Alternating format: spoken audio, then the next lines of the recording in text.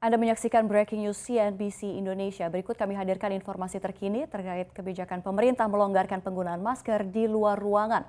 Langsung saja kita bergabung dengan Menteri Kesehatan dan juru bicara Satgas Penanganan COVID-19.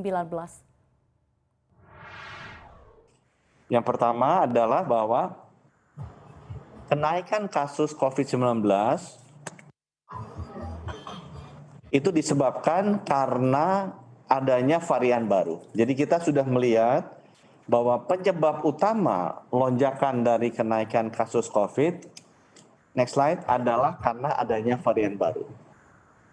Ini jauh lebih menentukan dibandingkan dengan adanya acara-acara besar seperti Lebaran dan Tahun Baru. Dan apa yang kejadian di beberapa negara seperti Amerika, Jepang, dan yang sekarang sedang tinggi naik di Taiwan dan China, itu karena ada varian baru BA2, Omicron BA2. Di halaman selanjutnya. Nah, yang menarik bagi beberapa negara seperti India dan Indonesia, ternyata BA2 itu sudah dominan juga di Indonesia, di India. Tetapi berbeda dengan negara-negara lain seperti China dan Amerika, kita tidak mengamati adanya kenaikan kasus yang tinggi ya dengan adanya varian baru. Jadi relatif Indonesia dan India imunitas dari masyarakatnya terhadap varian baru sudah relatif cukup baik. Ya. Hal ini bisa kita konfirmasikan di halaman 5, kalau bisa kita bisa lihat sebelumnya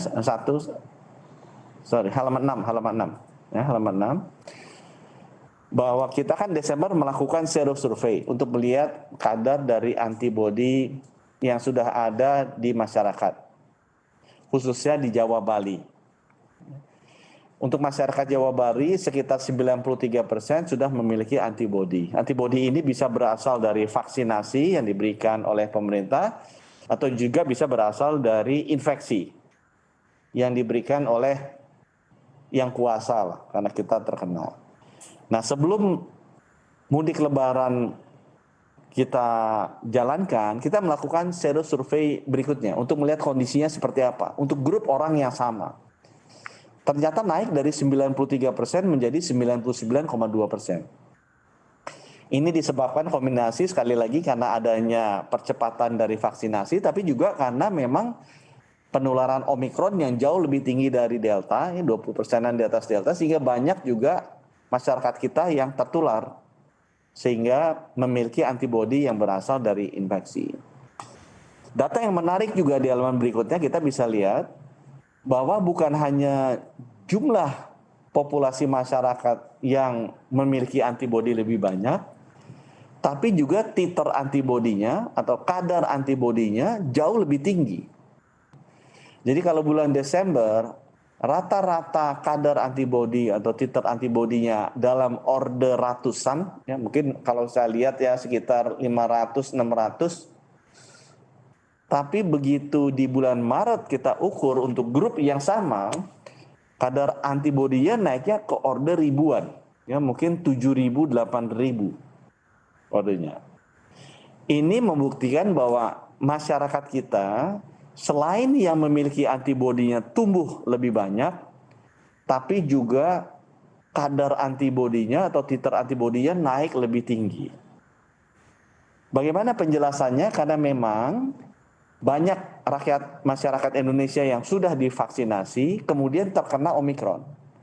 Dan hasil riset di seluruh dunia menunjukkan bahwa kombinasi dari vaksinasi ditambah dengan infeksi membentuk apa yang di kalangan sains disebut super immunity. Jadi kekebalannya atau kadar antibodinya itu tinggi dan bisa bertahan lama. Jadi orang-orang yang sudah pernah divaksinasi kemudian terkena, selain itu melindungi yang bersangkutan untuk masuk rumah sakit, tapi juga membangun super immunity. Jadi kadar antibodinya tinggi, ordernya ribuan, dan juga bisa bertahan lebih lama. Ya. Jadi berdasarkan hal-hal ini, kita melihat bahwa masyarakat Indonesia sudah memiliki daya tahan terhadap varian baru yang sekarang lagi beredar di seluruh dunia dengan cukup baik. Secara ilmiah dibuktikan melalui serosurvey dan secara praktisnya, realitasnya juga dibuktikan dengan adanya kasus yang menurun untuk varian yang sama dibandingkan dengan negara-negara besar lain seperti China, Taiwan, Amerika yang kasusnya masih relatif lebih tinggi untuk varian yang sama dengan ada di Indonesia. Nah, sehingga dengan demikian kita melihat bahwa secara bertahap kita bisa mulailah melakukan langkah-langkah transisi awal dari pandemi kepada menjadi endemi.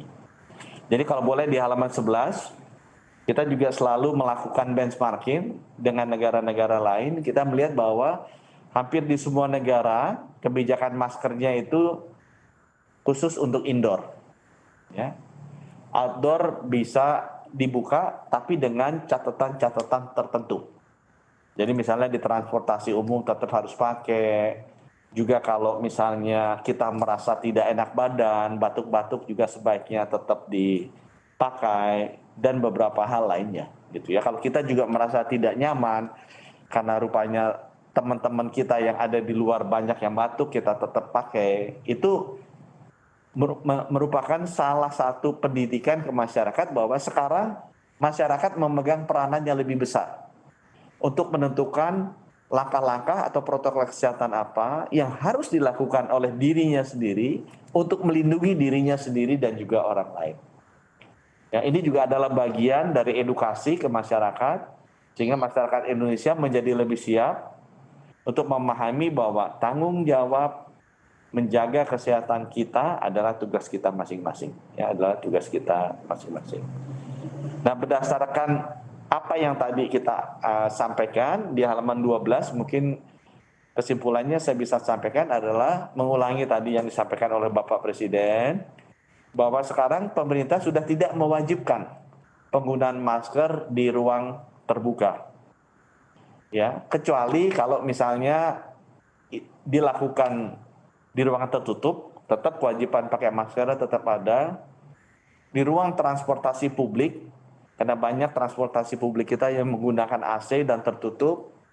Kemudian buat teman-teman yang populasinya rentan seperti komorbid, lansia, tetap kita minta kalau bisa memakai masker, karena itu melindungi diri kita dari penularan. Kemudian untuk yang bergejala, batuk-batuk, bersin-bersin, sebaiknya memang tetap menggunakan masker. Itu yang pertama yang kami ingin sampaikan untuk meneruskan apa yang sudah disampaikan oleh Bapak Presiden. Keputusan yang kedua yang juga pemerintah sudah sampaikan adalah pelaku perjalanan luar negeri dan dalam negeri. Ya, jadi luar negeri dan dalam negeri yang sudah divaksinasi lengkap tidak perlu melakukan pemeriksaan PCR atau antigen sebelum melakukan perjalanan dengan pesawat terbang. Ya, jadi ini adalah dua keputusan penting yang merupakan langkah awal untuk transisi dari pandemi menjadi endemi, yang nanti kalau kita lihat ke depannya kondisi penularan kasus COVID-19 juga makin lama makin terkendali, yang masuk rumah sakitnya juga makin lama makin sedikit, kesadaran masyarakat untuk menjaga kesehatan dirinya sendiri juga semakin tinggi, kita bisa melakukan langkah-langkah relaksasi lainnya yang secara bertahap akan membuat hidup kita kembali normal. Hidup kita bisa bersama-sama dengan virus ini yang mungkin akan ada 5 tahun atau 10 tahun atau 15 tahun lagi lama bersama kita seperti virus-virus lainnya.